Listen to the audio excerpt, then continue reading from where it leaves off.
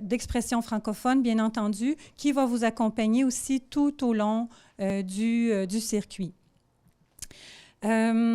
Donc, voilà. Et je tiens à préciser aussi, pour ne pas l'oublier, qu'une partie des profits de ce pèlerinage en Terre Sainte sera versée à la Fondation catholique Ciel et Lumière Média, donc pour les encourager à continuer de diffuser. Hein. On est choyé d'avoir ce média catholique au Canada et puis on espère donc pouvoir les aider à diffuser un message d'espérance et de charité. Voilà. Alors, sans plus tarder, nous allons passer maintenant à l'itinéraire, jour par jour. Alors, vous pouvez suivre avec le document qu'on vous a remis à l'entrée. Ceux qui nous suivent de la maison sur Internet, vous pouvez avoir ce même document sur PDF. Alors, sur le site Internet www.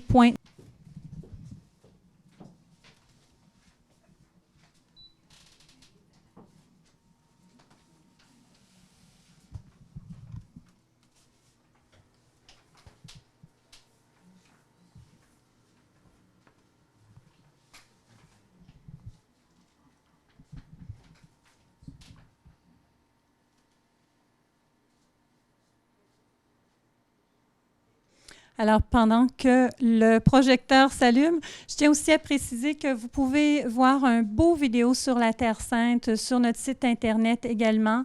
Donc, je vous montre où le trouver. C'est dans l'album photos et vidéos.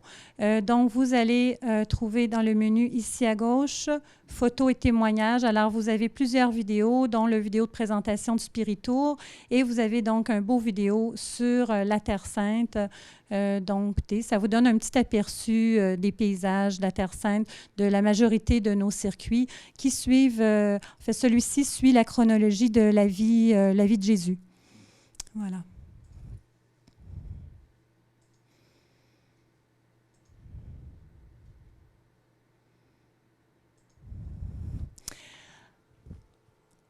Voilà. Alors, je vais éteindre ici pour que vous voyez mieux.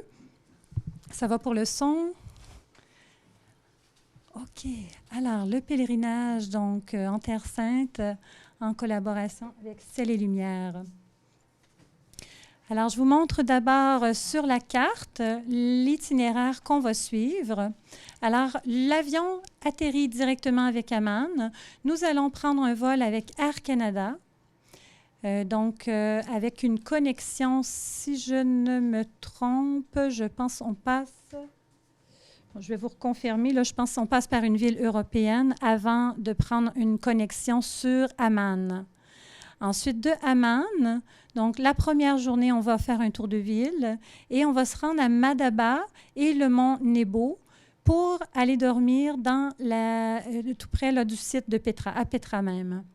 Le lendemain, on va visiter le site archéologique de Petra et on va aller dormir. Donc, on va traverser par le pont ici pour se rendre du côté du lac de Tibériade. Alors, je poursuis avec la carte ici d'Israël. Donc, on se trouve, vous voyez ici la Jordanie. Alors, vous avez vu le pont que je vous ai montré. Donc, on traverse et on arrive ici du côté du lac de Tibériade, dans la Galilée. Alors, vous allez dormir au Mont des Béatitudes, au sommet de la montagne. Alors, vous êtes vraiment privilégiés. C'est en fait des religieuses bénédictines qui ont une hôtellerie dans annexée à leur couvent. Alors, c'est vraiment très, très bien, une belle hôtellerie. Et puis, de là, donc, vous allez visiter la Galilée, Tabga, Nazareth, bien sûr, qu'on voit ici, Cana, et puis, bon, tous les sites autour du lac de Tibériade. Ensuite, vous allez descendre la vallée du Jourdain, du côté de la Palestine. Vous allez vous rendre à Jéricho et puis vous allez visiter donc la ville de Jérusalem et Bethléem. Donc, en gros, c'est le trajet que vous allez suivre.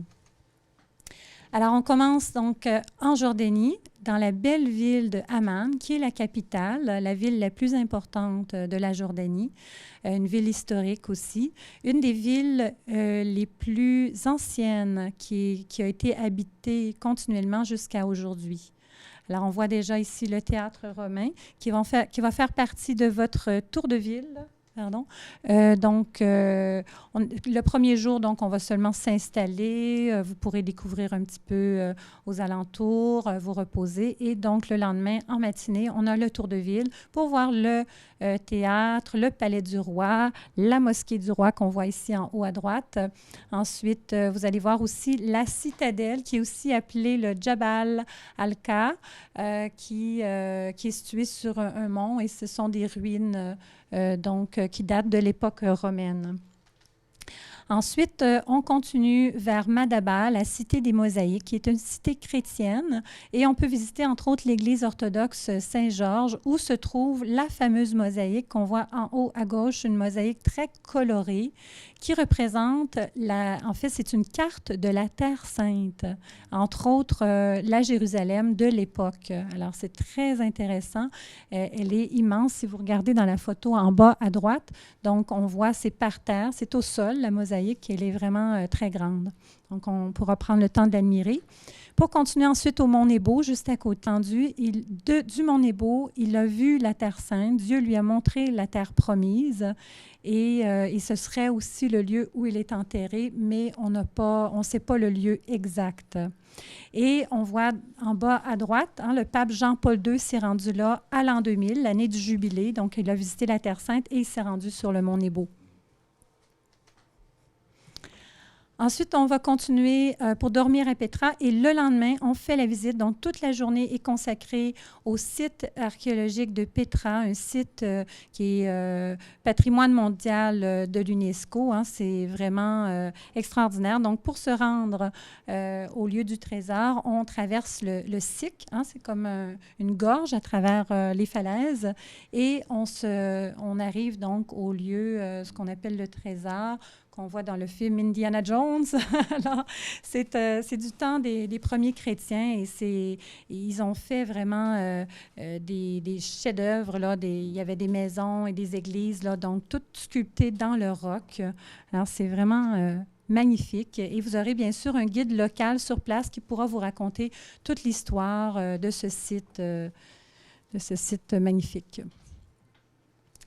Donc, on continue ensuite le lendemain. Donc, je vous disais, on fait ce soir-là, on va traverser la frontière pour se rendre du côté de Tibériade et on va dormir donc au Mont des Béatitudes.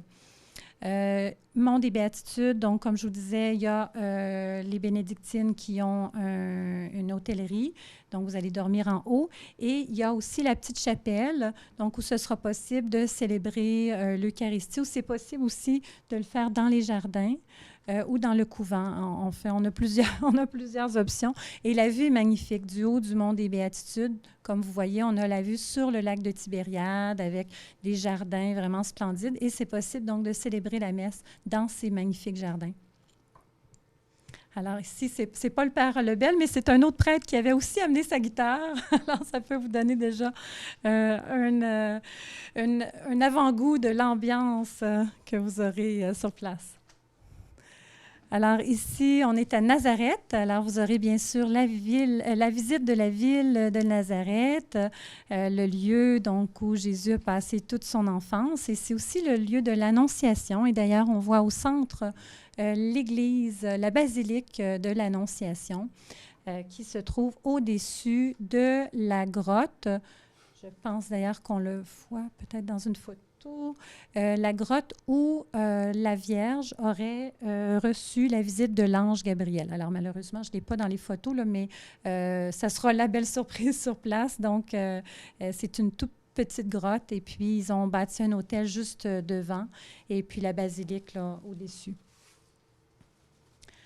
Alors, ensuite, on continue vers Cana. Cana, donc, le lieu du premier miracle de Jésus, qui a transformé l'eau en vin. Et c'est possible, ceux qui le désirent, parfois, on peut le souligner, donc s'il y a des couples, peut-être renouveler les vœux de mariage ou du moins faire une petite prière dans ce lieu unique. Ensuite, dans l'après-midi, vous visiterez le mont Tabor où a eu lieu la transfiguration du Christ. Alors, on monte jusqu'en haut et en haut se trouve donc l'église de la Transfiguration. Voilà, avec la belle mosaïque qui est sur le dôme. Le lendemain, on va visiter donc l'église de la Primauté de Pierre. Et puis là, on va visiter en fait tous les sites près du mont des Béatitudes, dont Tabgha aussi. Tabgha qui est le lieu de la multiplication des pains et des poissons, avec la belle mosaïque aussi qui évoque donc ce miracle. Et Capharnaüm.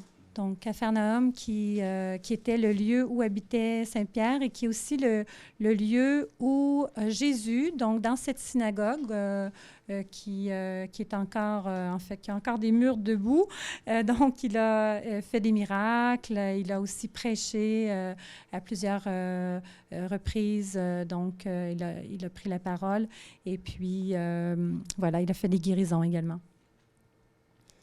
Et cette même journée, nous aurons la belle croisière sur le lac de Tibériade, donc dans une barque qu'ils ont retrouvée et ils ont fait des reproductions de cette barque qui daterait de l'époque de Jésus, qui étaient les barques qu'utilisaient les pêcheurs.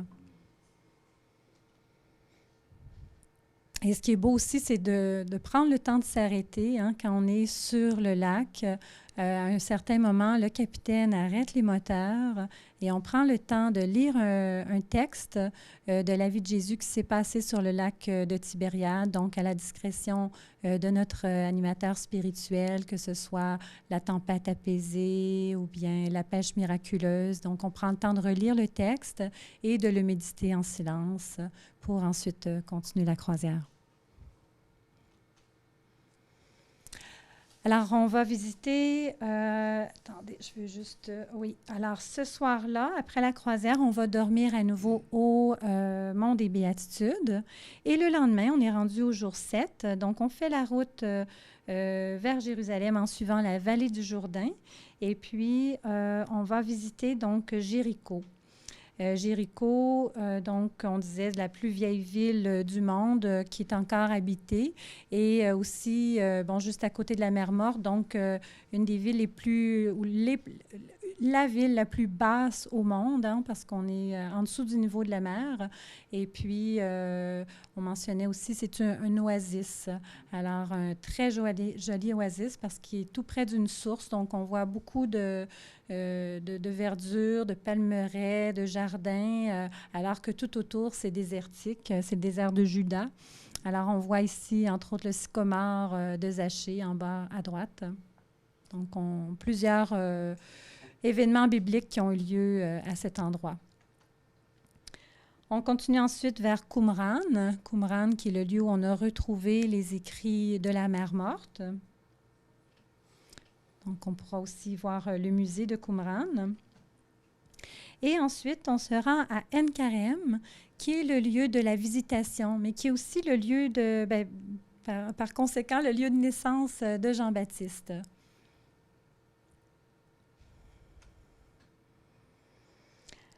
Alors, le lendemain, on est rendu déjà au jour 8.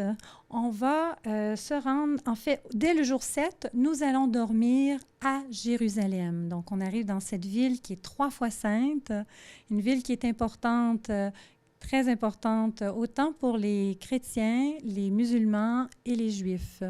Donc, ici, on trouve le dôme du rocher, qui est en haut du mont Sion. Et le dôme du rocher est important parce que pour les musulmans, c'est la pierre où le prophète Mohammed a fait son voyage nocturne sur un cheval ailé et il s'est rendu en fait comme au ciel, au paradis. Et puis, c'est aussi d'ailleurs, c'est pour ça qu'ils ont construit donc ce dôme, cette grande mosquée, ce dôme du rocher. Et ce serait aussi le lieu, la pierre, et les Juifs croient aussi que ce serait comme le début de l'humanité, Adam et Ève, aussi la roche où il y a eu le sacrifice d'Isaac, où Moïse s'est rendu pour le sacrifice, mais qui n'a pas eu lieu, qui a été arrêté par l'ange. Et puis, donc, Donc, et en plus de ça, c'était le Saint des Saints qui se trouvait, le temple, le deuxième temple, le temple de Salomon. Donc, au temps de Jésus, c'était le lieu où était cet immense temple. Alors, et le Saint des Saints se trouvait où la pierre du dôme du rocher. Alors, c'est pour ça qu'il y a eu beaucoup de querelles à l'époque. Bon, aujourd'hui, c'est quand même pacifique et on trouve le mur des lamentations qu'on va voir un peu plus tard dans le diaporama, donc juste à côté. Et sur cette même photo, vous pouvez aussi voir le mont des Oliviers qui est juste derrière, avec le jardin des Oliviers qui est au pied. Et puis, on voit ici l'église de Marie-Madeleine et puis l'église ici de la... Pardon. Quand Jésus s'est élevé... L'Ascension. Merci beaucoup, Père Robert. Alors, voilà. On continue.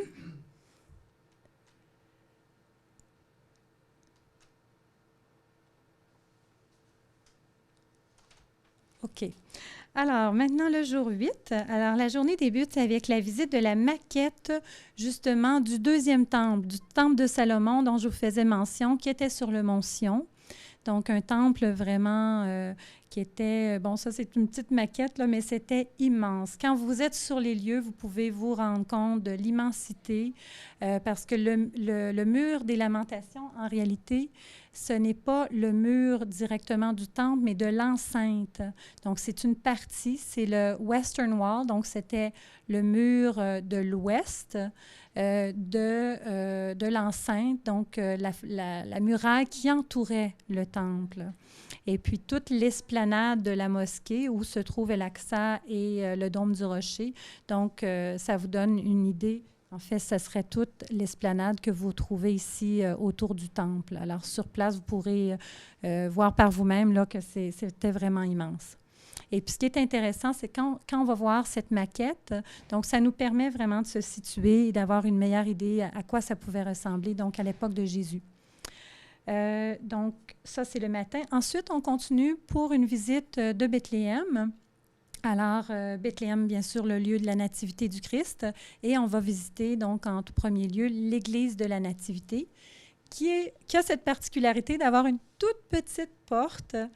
On donne deux raisons. Premièrement, on dit que c'est par humilité. Bon, on se prosterne, on doit se prosterner avant d'entrer dans l'église de la Nativité. Et on dit aussi, je ne sais pas si vous avez remarqué, il y a une grande arc ici. Autrefois, c'était la porte, donc qui était très grande, tellement que les chevaliers pouvaient rentrer avec leurs chevaux. Alors, pour les empêcher de rentrer avec leurs chevaux, on a diminué la taille de la porte. Alors, dans cette église, on retrouve la grotte où l'enfant Jésus est né. Et ils ont fait une étoile au lieu où il serait né, au lieu où était la mangeoire où on a déposé Jésus. Alors, c'est toujours à l'intérieur de l'église de la Nativité. Et fort possiblement, oui, on va visiter aussi le Champ des Bergers. Fort possiblement, on devrait avoir la possibilité de célébrer la messe donc dans une des chapelles de l'église de la Nativité. Pardon. Ensuite, en après-midi, on va visiter donc le mur des Lamentations, qu'on appelle communément le mur des Lamentations, mais le mur occidental, en fait, serait le nom exact. Et c'est une mosquée à ciel ouvert. Donc, il y a des services religieux qui ont lieu à cet endroit. Et d'ailleurs, la journée où j'ai pris la photo, c'était une bar mitzvah. Donc, une étape importante pour le jeune juif à l'âge de 12 ans, donc qui va faire ce rite initiatique qui va être très déterminant là, voilà, pour lui. Et puis, vous remarquerez aussi qu'il y a une séparation ici parce que du côté gauche, c'est les hommes et du côté droit, donc, c'est l'endroit pour les femmes, pour qu'elles puissent venir se recueillir aussi près du mur. Alors ici, on voit d'un peu plus près. Donc, toujours le mur occidental. Pardon. Ici, on voit donc l'église Marie-Madeleine, qui est une église orthodoxe au Mont des Oliviers, parce que vous allez donc visiter, donc le jour 9, c'est la dernière journée déjà à Jérusalem, et vous commencez la journée avec la visite du Mont des Oliviers, où on a une vue panoramique de Jérusalem vraiment splendide. Ici, on en a un aperçu dans l'église Dominus Flevit. Alors, on a une vue vraiment splendide là, sur toute Jérusalem. Et puis cette église-là est particulière parce que ce serait le lieu où Jésus a pleuré sur la ville de Jérusalem. Et puis qui a annoncé aussi, là, il a prophétisé sa destruction prochaine. On continue ensuite à Gethsémani, donc dans le jardin des Oliviers, où ce sera possible de célébrer la messe. Alors là, c'est très privilégié. Donc, dans le jardin même, si le beau temps y est, et en septembre, on devrait avoir du beau temps. Alors, on a un espace du jardin vraiment privé où on pourra célébrer la messe, entouré d'oliviers millénaires. Et on pourra aussi visiter l'église des Nations, qui est juste à côté, où se trouve la roche de l'agonie de Jésus. Ensuite, on va continuer avec le chemin de croix, la Via Dolorosa. Alors, ça, c'est dans Jérusalem, dans la vieille ville de Jérusalem, et on traverse en fait les souks. Hein. C'est un peu difficile de se recueillir, mais il y a des petites chapelles sur le chemin qui nous permettent d'avoir des moments de recueillement. Mais parfois, certaines stations, c'est en plein souk, il y a beaucoup de monde, et puis c'est un peu plus difficile de se recueillir, mais c'est intéressant de faire ce chemin de croix qui nous amène jusqu'au Saint-Sépulcre. Alors, on voit ici le Saint-Sépulcre. Justement, quand on arrive par la Via Dolorosa, on arrive comme par derrière. Et ici, c'est l'entrée principale du Saint-Sépulcre qu'on voit. Et à l'intérieur du Saint-Sépulcre, donc, on trouve bien sûr le Saint-Sépulcre comme tel, le tombeau vide où le Christ a été déposé après avoir été descendu de la croix et où il est ressuscité. Et on trouve aussi le lieu de la crucifixion en haut du Golgotha, du Calvaire.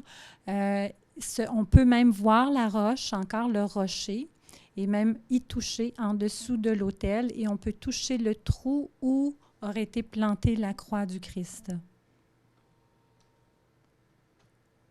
Ici, on trouve également la pierre où aurait été déposé le corps de Jésus lorsqu'il a été descendu de la croix avant qu'on le mette au tombeau. Et où on aurait préparé là, tous les aromates et on l'aurait enveloppé dans le linceul. Voilà. Et donc, dans l'après-midi, après avoir fait les stations de croix, on va pouvoir... je parlais d'une messe, en fait, ça sera confirmé si ça sera célébré au Mont des Oliviers ou au Saint-Sépulcre, de préférence dans la petite chapelle des Franciscains où c'est plus calme, plus recueilli. Et dans l'après-midi, donc, vous aurez du temps libre pour parcourir par vous-même là, la vieille ville de Jérusalem, qui est vraiment très belle. Si vous voulez faire quelques achats, ou si vous voulez aussi visiter, il y a entre autres le Cénacle ou Saint-Pierre de Gallicante, qui est tout près. Donc, c'est possible aussi d'aller visiter ces sites-là qui sont tout près et qui sont facilement accessibles. Alors, voilà, on couche à nouveau à Jérusalem et le lendemain, donc, c'est le départ. Le lendemain, assez tôt. En fait, je pense que l'avion avec Air Canada part en fin d'avant-midi. Donc, contrairement à d'autres compagnies aériennes où on se lève aux petites heures du matin, là, ça ne sera pas trop pire. Là, je pense qu'on va devoir juste quitter, au lieu de 2-3 heures du matin, on va quitter peut-être vers 7 heures du matin. Voilà. Alors ici, c'est une vue des souks de Jérusalem, dans la vieille ville. Alors, c'est très coloré. Et puis, on retrouve vraiment de tout. Alors, autant des articles religieux, des croix, de bois d'olivier, des chapelets, des belles icônes, mais aussi toutes sortes de pacotilles. Voilà, alors c'est une vue ici de Jérusalem la nuit. C'est du côté de la Jérusalem moderne, hein, vue de la muraille. Et puis la photo suivante, donc à l'intérieur de la vieille ville de Jérusalem avec le dôme du rocher qui est tout illuminé. Voilà, on remercie tous nos partenaires. Alors, ça vous donne une idée de l'itinéraire. Et puis maintenant, je vais prendre le temps de répondre aux questions s'il y en a.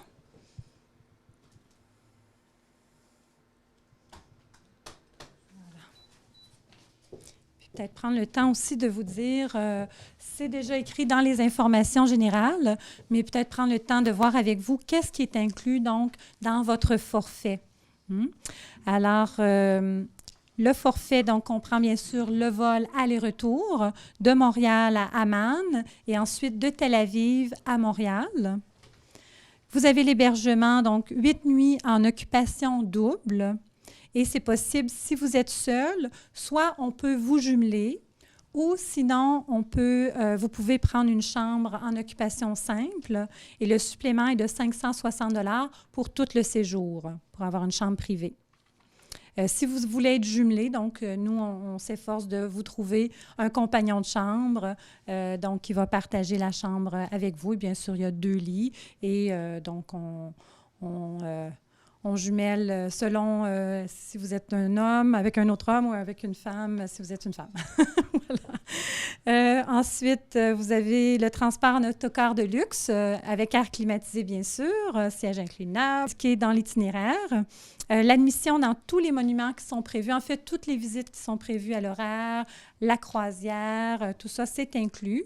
Les 3 repas par jour, donc du souper du jour 2 au petit déjeuner du dernier jour. Il y avait une petite modification dans l'itinéraire, donc dans les dates. Et puis, pour compenser donc la journée de moins qu'on avait à Jérusalem, donc le cadeau qu'on vous fait, c'est de vous offrir tous les dîners. Alors, donc, ça fait que tous les repas, les 3 repas par jour sont inclus dans votre forfait. Ensuite, vous avez bien sûr le service d'un guide accompagnateur francophone, un guide local accrédité et vos 2 accompagnateurs. Les frais de manutention aux hôtels, donc une valise par personne, c'est inclus. Et toutes les taxes, incluant les taxes d'aéroport et les taxes du Fonds d'indemnisation de l'Office de protection du consommateur sont incluses aussi. Alors, pas de surprise, tout est inclus. Les seules choses qui ne sont pas incluses, c'est les assurances voyage. Donc, à voir si vous êtes déjà assuré, bien sûr, ce n'est pas nécessaire. Dans le formulaire d'inscription qui est dans le document qu'on vous a remis, vous avez les différents tarifs d'assurance. Nous, c'est avec la Croix-Bleue et vous avez un rabais de 10 % parce que vous avez accès au prix groupe. OK, donc ça vaut la peine. C'est important, bien sûr, d'avoir au moins une assurance médicale, si vous n'en avez pas déjà une, pour vous assurer si jamais vous tombez malade ou vous auriez un accident sur place. Donc, vous êtes couvert, je pense, avec la Croix-Bleue, c'est pour 5 millions de $. Donc, ça couvre là, pour toute éventualité, les médicaments, le transport en ambulance ou même en hélicoptère si nécessaire, rapatriement, la visite, d'être proche si jamais vous devez être hospitalisé sur place. Bien, eux peuvent venir vous rendre visite. En tout cas, c'est vraiment une couverture complète. Aussi, il y a possibilité d'avoir une assurance annulation dans l'éventualité où vous auriez un empêchement majeur, mortalité dans votre famille ou une maladie de votre part là, ou quelqu'un dans votre famille qui était mal. Venir au voyage. Donc, la Croix-Bleue vous couvre la totalité du montant de votre voyage qui va être remboursé par l'assurance.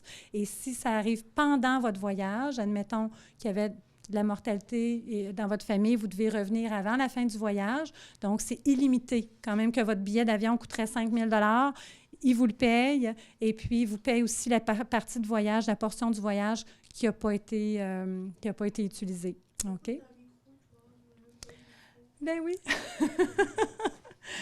Et puis, l'autre assurance, donc, c'est l'assurance bagage. Donc, en cas de vol ou de perte de bagage, vous êtes couvert pour 1 500 $. Si vous avez déjà votre assurance médicale, vous pouvez prendre l'assurance à forfait sans frais médicaux. Et ça vous couvre, donc, vous l'avez là dans votre formulaire d'inscription, ça vous couvre pour annulation et bagages uniquement. Ça va? Ensuite, l'assurance... qui n'est pas incluse. OK. Repas non mentionnés, bien, en fait, il n'y en a pas, sauf si bien, vous avez vos repas à bord de l'avion, mais si vous voulez manger de quoi à l'aéroport, bien sûr, ça, ce n'est pas inclus, mais vous avez vos repas dans l'avion.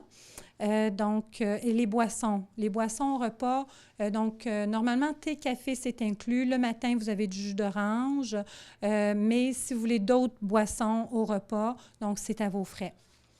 OK. Dépenses personnelles, bien entendu, et les pourboires, on vous suggère environ une centaine de dollars les membres. Donc, ça, c'est à votre discrétion, bien entendu. Et puis, la taxe de départ d'Israël et de la Jordanie, donc il faut prévoir 45 dollars américains.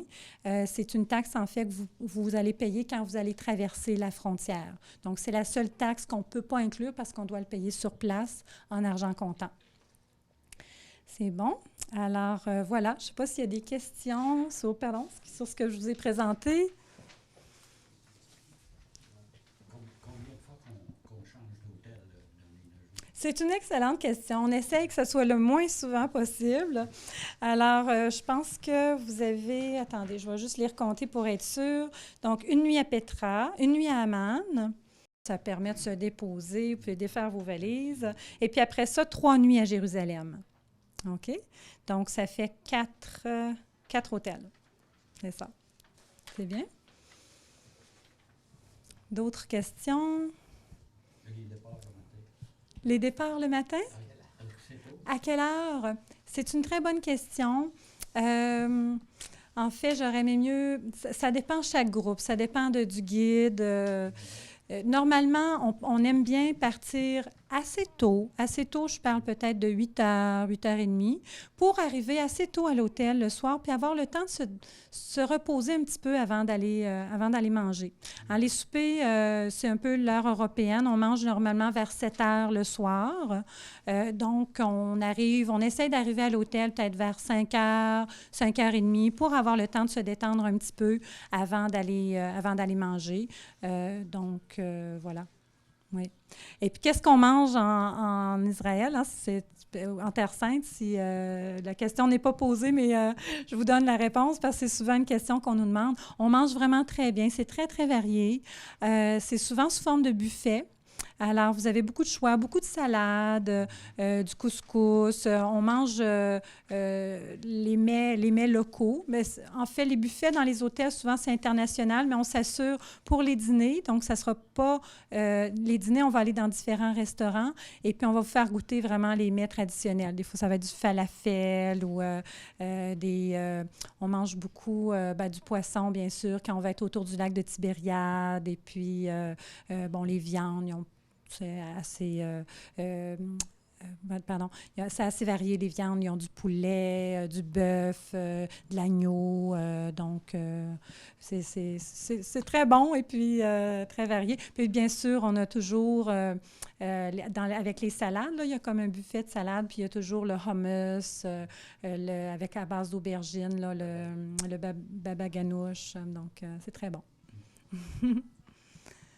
D'autres questions? Rosh Hashanah et tout ça, là, est-ce qu'il va être passé quand si vous allez du 13 au 22 septembre? Parce qu'on m'a dit, moi, que Rosh Hashanah, oui. Ça ne dérange pas un peu pour le touriste, apparemment. On vérifie toujours ça. La grande spécialiste, Mme Van de Krass, malheureusement, n'est pas ici. Je sais qu'elle vérifie toujours si ça tombe en même temps que les fêtes. Je pourrais vous le reconfirmer parce qu'on essaie d'éviter, si possible, les grandes fêtes, justement, pour... mais je crois que c'est plus tard, là. Oui, je pense que c'est un petit peu plus tard. Donc, on n'est pas dans ces grandes fêtes-là. Là. On essaie vraiment de les éviter. Oui. C'est en octobre, hein? Oui. Ça dépend, c'est selon la lune, là. Oui. Oui.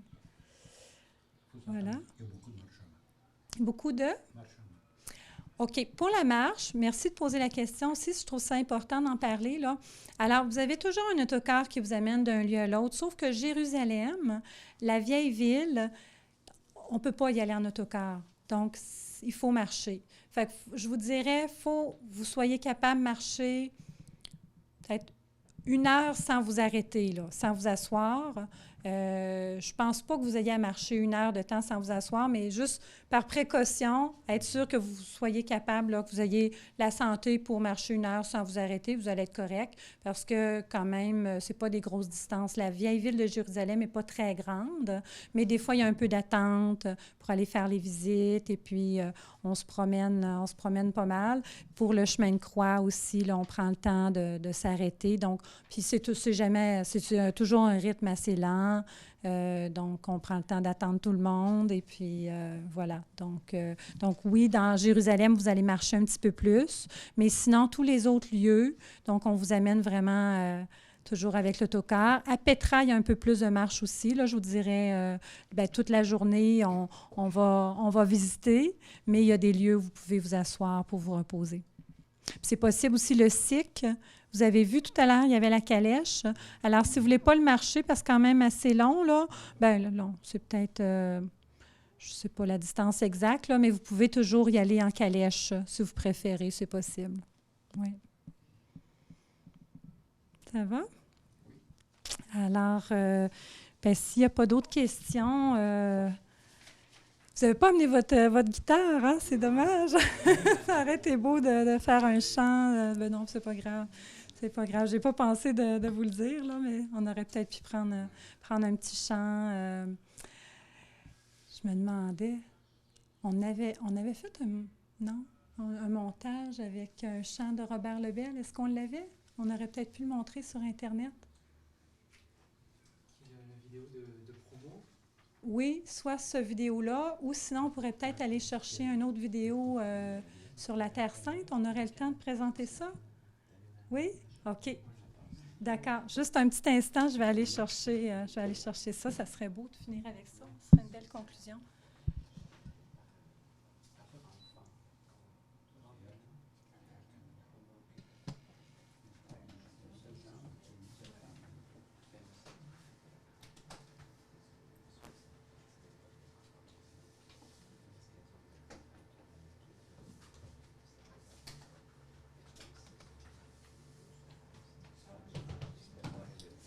C'était-tu avec le chant de Robert Lebel? Te souviens-tu sur... Oui, j'aimerais ça vous en parler un petit peu. Oui.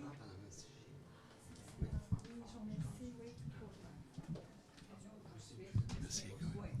Alors, je voulais porter à votre attention que, je ne sais pas si vous connaissez les éditions Anne Sigier, qui est Médiapole maintenant, Québec. Madame Sigier voulait offrir à chacun des pèlerins ce livre, qui est un livre de préparation au lieu saint. Elle voudrait l'offrir comme un cadeau. Alors, si on a la chance de se revoir peut-être au mois d'août, sinon on tâchera de le faire parvenir avant. C'est vraiment un bel instrument de travail offert par Madame Sigier pour préparer notre voyage. Ça va?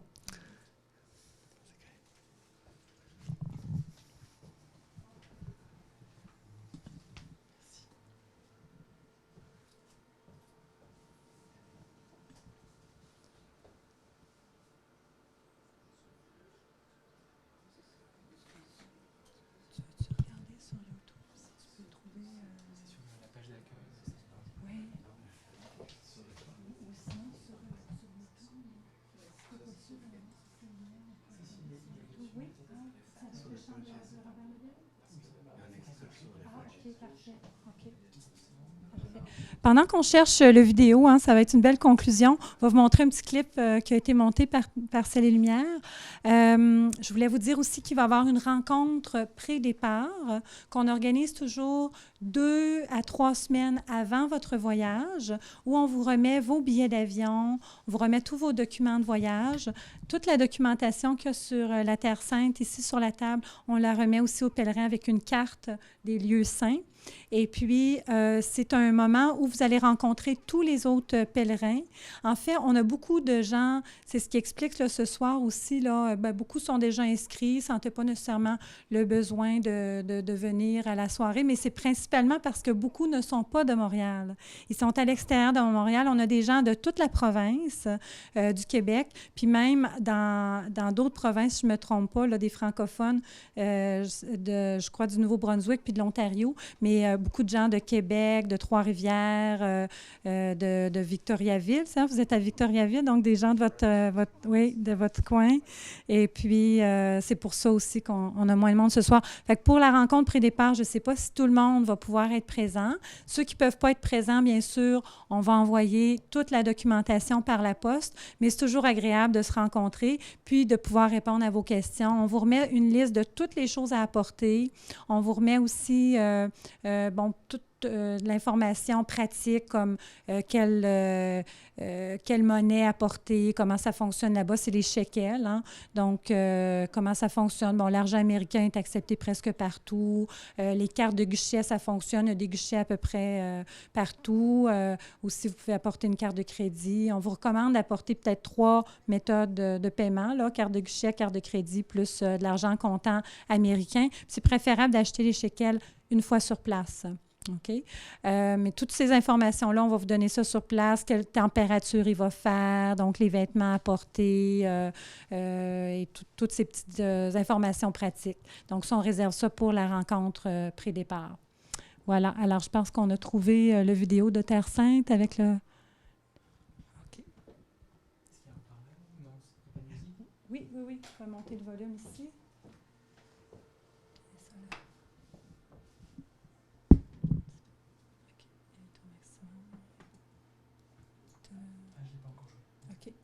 Marchez sur les pas de Jésus. Découvrez les lieux du berceau du christianisme. Profitez d'un itinéraire fait pour vous sur mesure. C'est les Lumières en partenariat avec Spirit Tour du Québec et Guiding Star de Jérusalem vous invitent à un voyage inoubliable en Terre Sainte. Parcourez les plus hauts lieux religieux en Jordanie, Israël et Palestine en compagnie de l'abbé Robert Lebel, guide spirituel, chansonnier et grand ami de C'est les Lumières, ainsi que de Dean Koivu, réalisateur journaliste à C'est les Lumières. Réservez votre place dès aujourd'hui.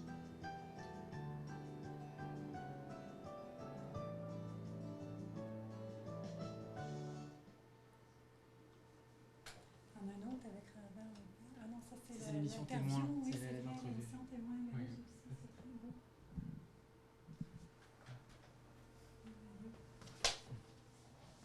Ça, c'est l'un de mes chants préférés. Je peux-tu le mettre?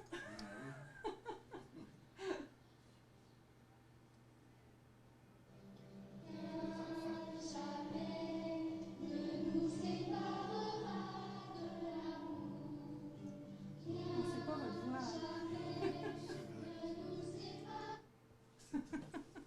Ça a été fait. Il y en a beaucoup qui ont été faits sur YouTube. On trouve toutes sortes de choses. Hein? L'aviez-vous déjà vu? Celui-là, non. OK.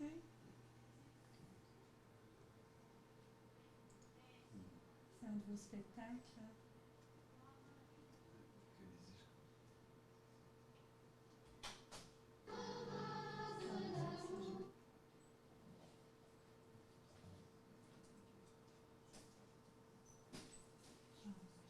J'en veux un où on vous voyait un peu. C'est ici. Marchez